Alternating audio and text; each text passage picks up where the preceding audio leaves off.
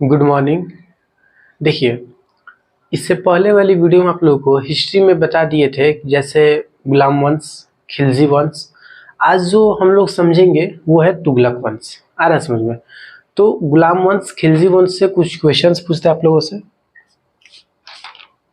देखिए, जलालुद्दीन फिरोज खिलजी का time period कब से कब तक चला था बताइए। जलालुद्दीन फिरोज खिलजी का टाइम पीरियड 1290 से लेकर 1296 तक चला। अलाउद्दीन खिलजी का बचपन का नाम क्या था? अलाउद्दीन खिलजी का बचपन का नाम अली गुरसप। दान भूमि को खालसा भूमि में जो नियम लगाया था कि दान भूमि जितना भी है सब क्या हो जाएगा, खालसा भूमि हो जाएगा, वो नियम किसने लगाया था? वो नियम लगाया था अलाउद्दीन खिलजी ने। नशा पर रोक, अलाउद्दीन खिलजी।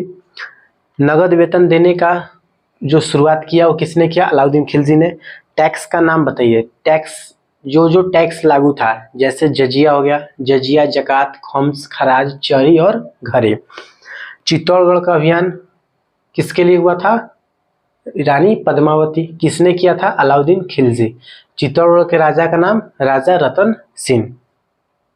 खिलजी वंश के आखिरी जो शासक थे उनका नाम क्या था? खुसरो खां। आखिरी शासक खुसरो खां। और खुसरो खां का मर्डर कौन करता है, यानी कि उसका हत्या कौन कर देता है? उसका हत्या करता है गाजी मलिक। कौन करता है? गाजी मलिक। और यही गाजी मलिक खिलजी वंश को खत्म करके क्या करता है? नया वंश का संस्थापक कर देता है, नया वंश को फाउंड कर देता है, और उसका नाम क्या रखता है? तुगलक वंश। और गाजी मलिक अपना भी नाम चेंज कर क्या करता है? मोहम्मद बिन गयासुद्दीन तुगलक। क्या रखता है? गयासुद्दीन तुगलक। तो देखिए, तुगलक वंश तीसरा वंश है।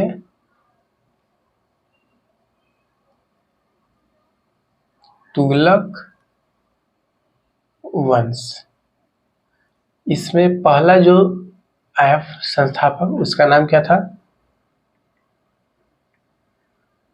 गयासुद्दीन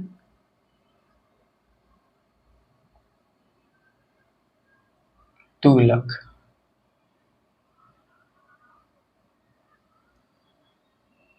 गयासुद्दीन तुगलक।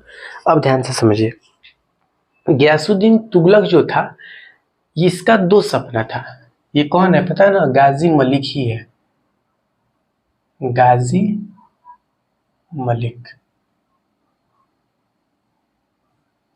गयासुद्दीन तुगलक का दो सपना था। पहला तो यहाँ पर ध्यान दीजिए, यहाँ पर तेलंगाना और यहाँ पर है बंगाल। ये तेलंगाना और बंगाल को जीतना चाहता था।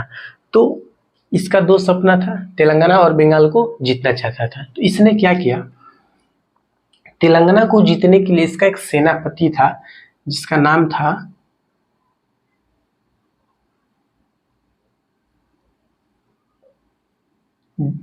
जौना खान।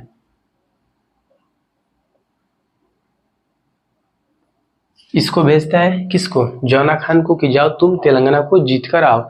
जौना खान जाता है, बहुत सारा धन दौलत को लूट कर आ जाता है। तो अब वहाँ की जनता भी खुश, राजा भी खुश। तो राजा खुशी के कारण क्या किया? जौना खान का नाम चेंज कर दिया। चेंज किया, क्या क्या चेंज किया? एक तो जौना खान का नाम चेंज किया। क्या नाम रखा? इसका नाम रखा मोहम्मद बिन तुगलक। और ये तेलंगाना का नाम चेंज कर कर क्या कर दिया? सुल्तानगढ़। सुल्तानगढ़।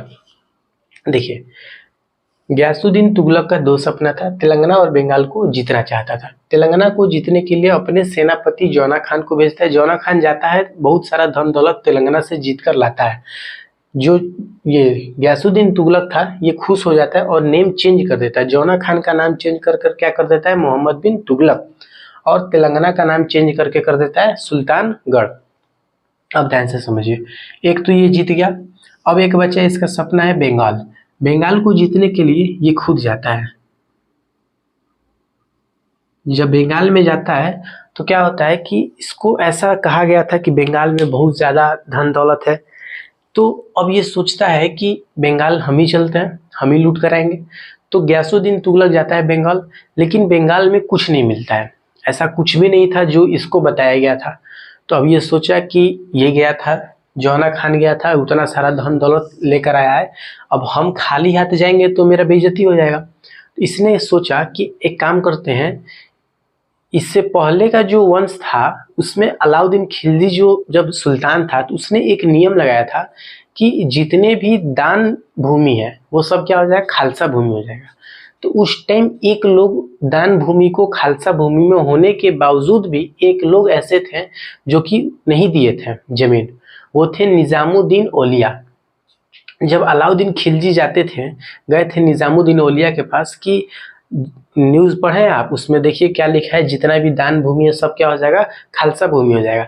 तो निजामुद्दीन औलिया अलाउद्दीन खिलजी से कहते थे कि देखिए आपके पास, आप अगर एक दरवाजा से आएंगे तो हमारे पास 9 दरवाजा है, हम उससे बाहर निकल जाएंगे। तो उस टाइम अलाउद्दीन खिलजी उनसे नहीं लिए थे जमीन, ठीक है। तो इसको याद आता है किसको, गयासुद्दीन तुगलक को, कि वो तो जमीन नहीं दिया था। एक काम करते हैं, निजामुद्दीन औलिया से पैगाम भेजा देते हैं अभी कि आप जमीन का कागज वगैरह जितना भी सब तैयार रखिए, हम आ रहे हैं लेने के लिए। तो निजामुद्दीन औलिया क्या करते हैं, निजामुद्दीन औलिया बोलते हैं, निजामुद्दीन औलिया कहते हैं दिल्ली अभी क्या है, दूर है, दिल्ली अभी दूर है, ऐसा समझ में। अब रास्ते से आ रहे थे गयासुद्दीन तुगलक, तो अब रास्ते में रात हो गया, अब इनके सोने का व्यवस्था कराया गया। ये जो जौना खान थे, इनका नाम हो गया मोहम्मद बिन तुगलक, इसने क्या किया, एक महल बनवाया, झोपड़ी बनवाया, महल टाइप का था। महल बनवाया किस चीज़ का, लकड़ी का, लकड़ी का महल बनवाया। और रात ही में क्या हुआ, लकड़ी का महल गिर जाता है और डेथ हो जाता है, किसका, गयासुद्दीन तुगलक, गयासुद्दीन तुगलक, यानी कि जीटी का डेथ हो जाता है, लकड़ी का महल, लकड़ी का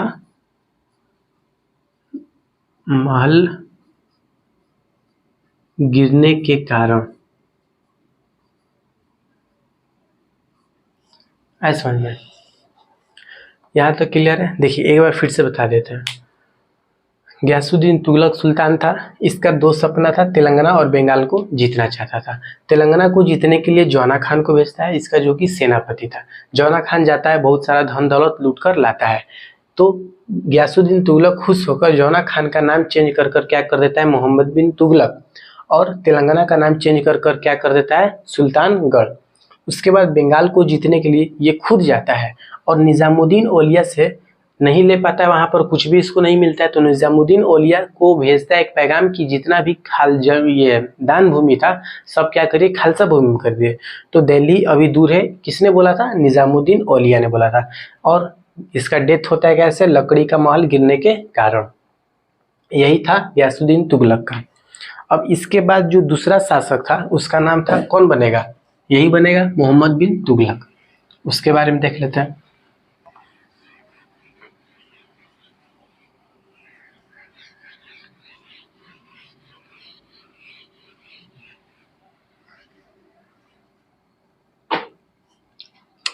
अब देखिए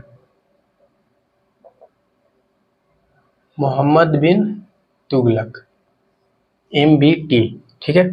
ये देखिए ये अब क्या करता है, अब ये सोचता है कि जितना भी जो कुछ भी हुआ ठीक है, लकड़ी का महल गिर गया वो तो चले गए, अब हम अपना यहाँ से क्या करेंगे, नया स्टार्ट करेंगे। तो मोहम्मद बिन तुगलक क्या किया, ये बहुत ही पढ़ा लिखा था, इसके पास नॉलेज जो था बहुत पढ़ा लिखा था।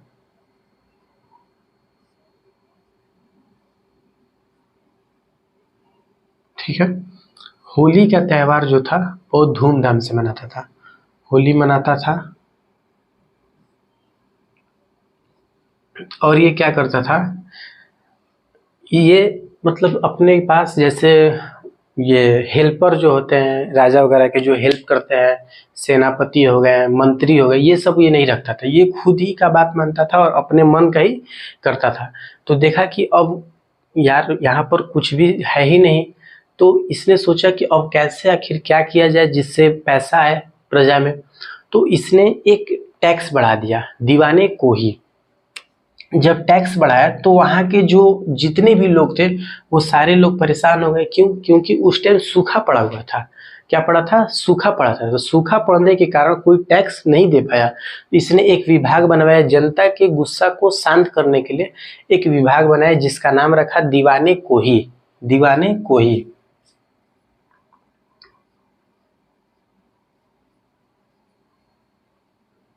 दीवाने कोही।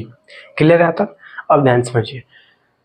ये चीज तो हो गया, दीवाने को ही बनवाया विभाग किस चीज का? कृषि का। ठीक है। अब इसके बाद इसने क्या किया? अब सोचा कि अब किस तरह से पैसा है। इसने सांकेतिक मुद्रा निकाला। क्या किया? सांकेतिक मुद्रा।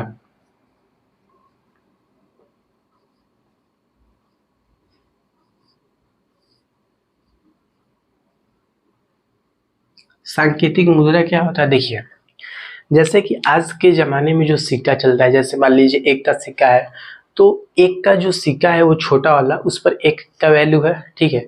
ऐसा नहीं ना है कि एक ही बार 2000 का जो नोट है 2000 का सिक्का आ जाए। अगर ऐसा आ जाएगा तो लोहार वगैरह जो है वो क्या करेंगे? वो सिक्का बनाना शुरू कर देंगे। तो उस टाइम इसने यही गलती किया था, सांकेतिक मुद्रा निकाल दिया था। एक एक सिक्का का वैल्यू, जो तांबे का सिक्का निकाला था, सिक्के का वैल्यू 2-2 हजार 4-4 हजार कर दिया था। और उस टाइम के जितने भी लोहार वगैरह थे वो क्या हो गए थे? सब अमीर हो गए थे। तो इसको पता चला कि सारे लोहार सिक्का बना लिए। इसने क्या किया? सांकेतिक मुद्रा को खत्म कर दिया, सांकेतिक मुद्रा को वापस ले लिया। अब इसने फिर क्या सोचा कि अब क्या किया जाए? इसने एक और काम किया पैसा लाने के लिए। सेना, सारे सेना को 1 साल का नगद पैसा दे दिया।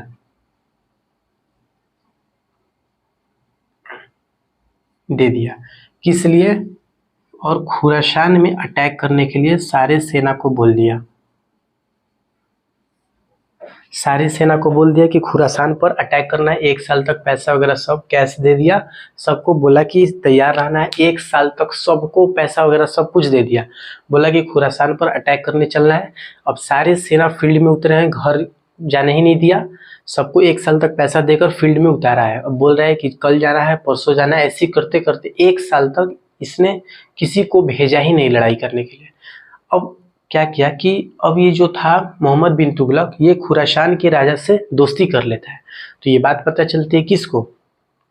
सेना सबको पता चलती है कि आखिर ये ऐसे कैसे कर सकता है। इतने सालों से हम लोगों को रखा, 1 साल तक, पूरे 1 साल तक हम लोगों को फील्ड में उतारे रखा। वहीं पर हम लोग खा रहे हैं, पी रहे हैं, सो रहे हैं। अब ये जाकर दोस्ती कर लिया था। ये अब इसको डर ये लगा मोहम्मद बिन तुगलक को कि कहीं ये हम लोगों पर अटैक ना कर दे। कौन? सेना। तो सेना को इसने क्या किया? कराचील एक जगह है, कराचील पर भेज दिया।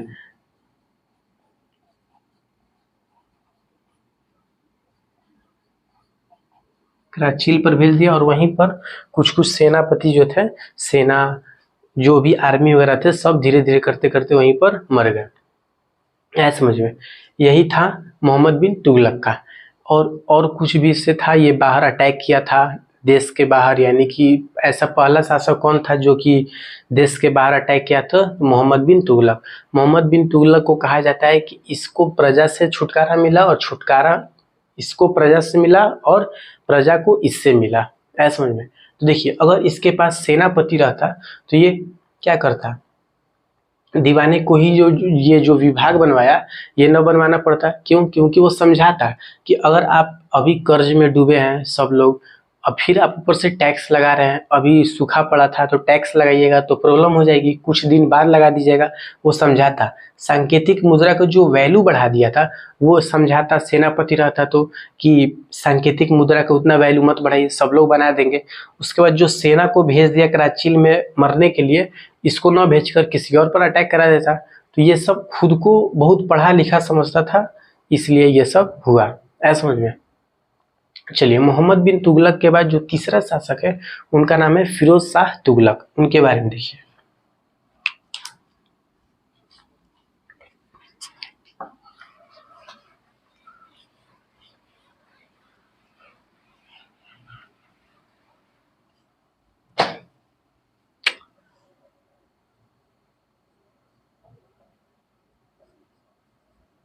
FST, फिरोज शाह तुगलक। फिरोज शाह तुगलक के बारे में समझिए। फिरोज शाह तुगलक कौन था? तो यह मोहम्मद बिन तुगलक का चचेरा भाई, ठीक है। फिरोज शाह तुगलक का मदर नेम यानी कि माता का नाम क्या था? बीवी जौला।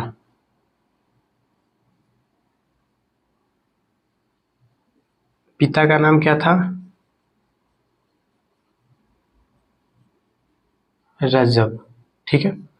और आगे समझिए, मदर्स नेम बीवी जौला, पिता का नाम रजब। आगे देखिए, इसको एल्फिंस्टन ने कहा था, एक हिस्टोरियन से, एल्फिंस्टन एक इतिहासकार है, इन्होंने कहा कि यह फिरोज शाह तुगलक को सल्तनत का अकबर, सल्तनत का अकबर किसने कहा था? एल्फिंस्टन ने कहा था। किसको? फिरोज शाह तुगलक को सल्तनत का अकबर, सल्तनत का अकबर। अब देखिए आगे, दिल्ली सल्तनत का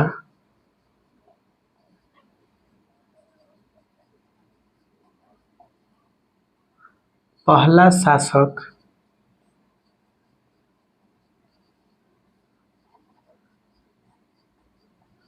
जिसका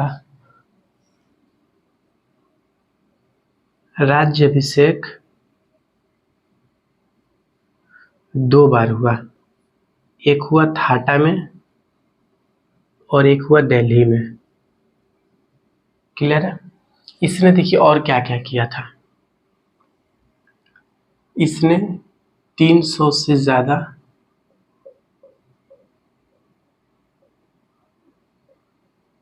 नगर यानी कि शहर बनवाया, जैसे जौनपुर, फिरोजाबाद,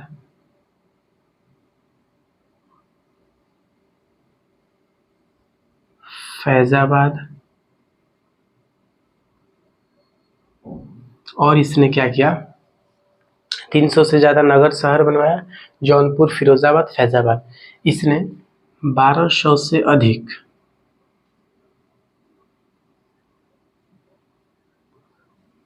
फल के बागीचा लगवाया, फल का बागीचा लगवाया। इसने नहर पर टैक्स और एक उसका विभाग बनाया था जिसका नाम था, टैक्स लगाया था, उसका नाम रखा हक-ए-शर्ब, ठीक है। और इसने क्या किया था? गरीब लोगों के लिए एक विभाग बनाया जिसका नाम रखा खैरात, दीवाने खैरात।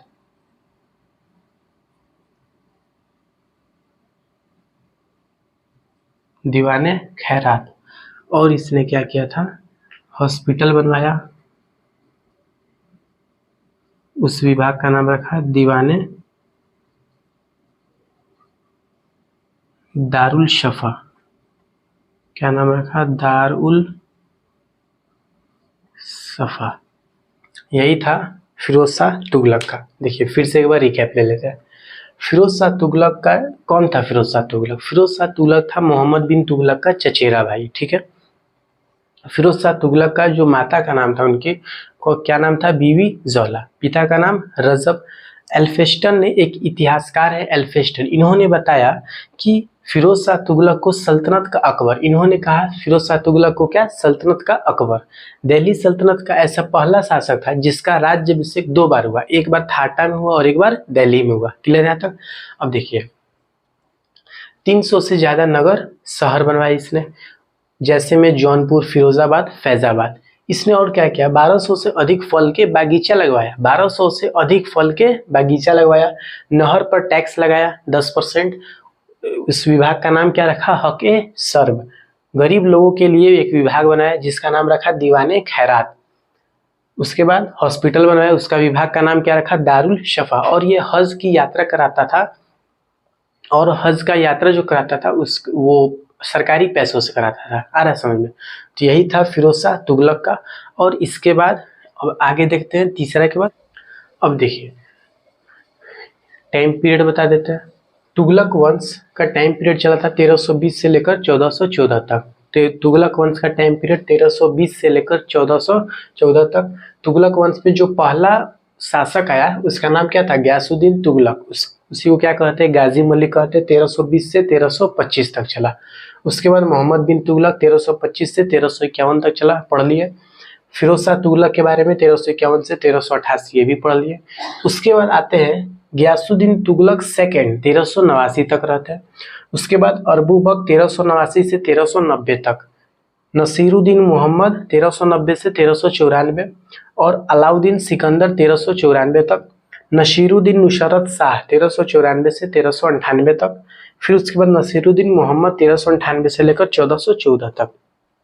इधर ध्यान दीजिए, फिरोज शाह तुगलक तो मान लीजिए सब कुछ पढ़ लिए। ये 1 2 3 4 5 6 यहीं तक जो हुआ था, ठीक है। उसके बाद ये जो 6 शासक हैं इन्होंने कोई ऐसा विशेष काम नहीं किया था, ऐसा समझ में। तो यहाँ से तुगलक वंश पूरा खत्म हो गया। तुगलक वंश के बाद जैसे गुलाम वंश पढ़ लिए, खिलजी वंश, तुगलक वंश, एक बचा सैयद वंश और एक लोधी वंश। तो अलग अलग वीडियो में एक सैयद वंश का वीडियो और एक लोधी वंश का, ठीक है।